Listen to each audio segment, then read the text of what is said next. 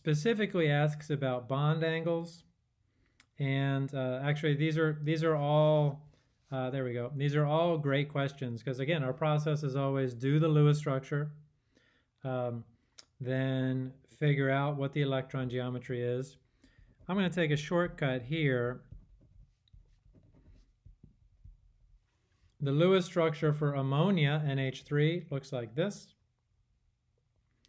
Again, when we look at the central atom, there are 1, 2, 3, 4 electron groups, which means that our three magic things, so tetrahedral electron geometry, sp3 hybridization,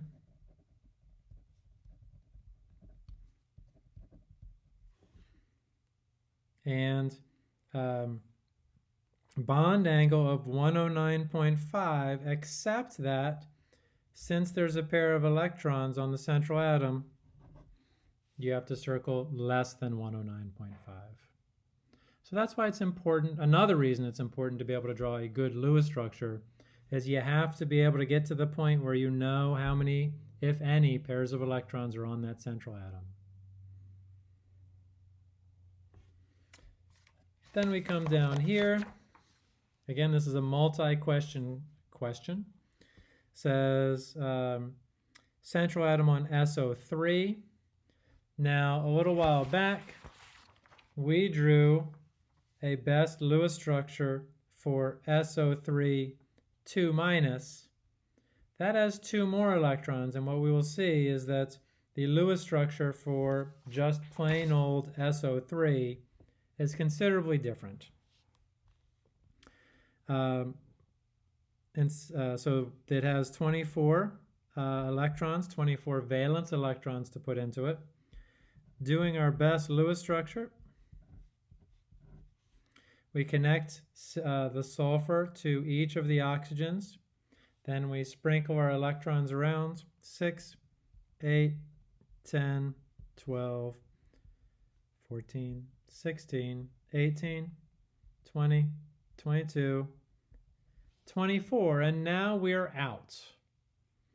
And again, it's so tempting to want to put more than 24 in there because we see that sulfur does not have an octet, but alas, we cannot. Okay, but what are our tools in our tool bag? Well, we can do formal charge analysis. And if we did a formal charge analysis, we would see that each of these oxygens is -1, and the sulfur is +3, which is ridiculously high. Our tool bag then says, check, can we do an expanded octet? Well, just as a reminder of when you can and can't do an expanded octet, if you're at between aluminum and argon in the 3p area and anywhere below it, yes, you can do an expanded octet.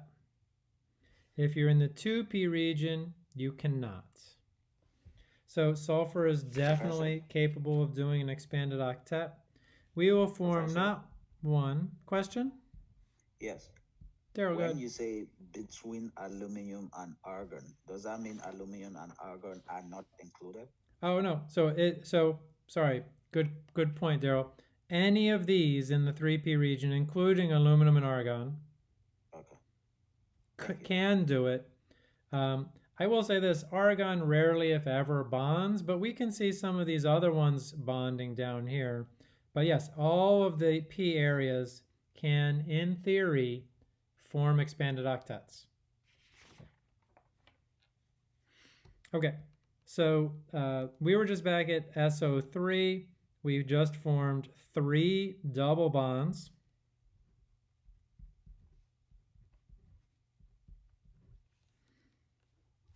Get on there, last oxygen. And then, since this is a Lewis structure, draw all the pairs of electrons. Right here is your best Lewis structure for this molecule. And what you can see is SO3 sulfur trioxide has 3 electron groups.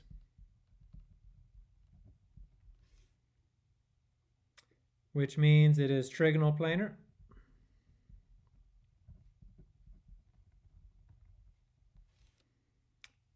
sp2 hybridized.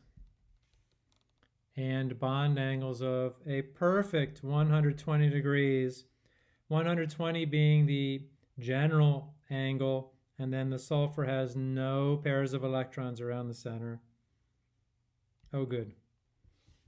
120 is a choice. Tamima, did you have a question? If so, jump in. If not, no worries.